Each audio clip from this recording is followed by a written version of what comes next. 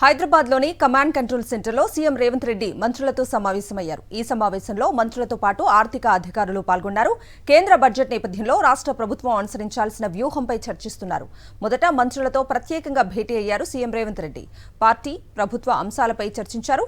Party, ప్రభుత్వంతో సమన్వయంతో కలిసి పనిచేయాలని సూచించారు. జిల్లా ఇన్ఛార్జ్ మంత్రులు, ఎమ్మెల్యేలకు మధ్య గ్యాప్ లేకుండా చూడాలన్నారు.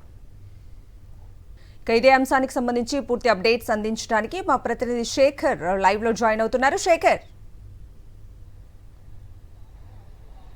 కవిత, కమాండ్ కంట్రోల్ రూమ్ లో ఉదయం నుంచి ముఖ్యమంత్రి రేవంత్ రెడ్డి మంత్రుల సమావేశం కొనసాగుతా ఉంది. మొదట 2 గంటల పాటు రాష్ట్రంలో మంత్రులు, ఎమ్మెల్యేల మధ్య సమన్వయ లోపం సంబంధించినటువంటి అంశం మీద సుదీర్ఘంగా చర్చ జరిగింది. ముఖ్యంగా అధికారులకు, మంత్రులకు కొంత గ్యాప్ ఉండడము ఒక అంశం అయితే, అదేవిధంగా ఇన్ఛార్జ్ మంత్రులకు, ఎమ్మెల్యేలకు కూడా కొంత సమన్వయ లోపం ఉండడంతో ప్రోటోకాల్కి సంబంధించినటువంటి ఇష్యూస్ చాలా వస్తూ ఉన్నాయి. ఈ మధ్య కాలంలో మంత్రులు జిల్లాలకు సంబంధించినటువంటి పర్యటనలు చేసినటువంటి చాలా జిల్లాలలో ప్రోటోకాల్కి సంబంధించినటువంటి విషయము ఒక రగడ తెరలేస్తే, మరొక అంశము ఎమ్మెల్యేలకు, మంత్రులకు మధ్య గ్యాప్ ఉండడం మరొక అంశము. అట్లాగే ఈ మధ్య ప్రభుత్వానికి సంబంధించినటువంటి అంశాల్లో పార్టీ వైఖరి వేరుగా ఉంటే ప్రభుత్వం వైఖరి మరోలాగా ఉంది. దానికి సంబంధించినటువంటి విషయం మీద కూడా ముఖ్యమంత్రి రేవంత్ రెడ్డి మంత్రులకు పలు సూచనలు చేసినటువంటి పరిస్థితులు ఉన్నాయి.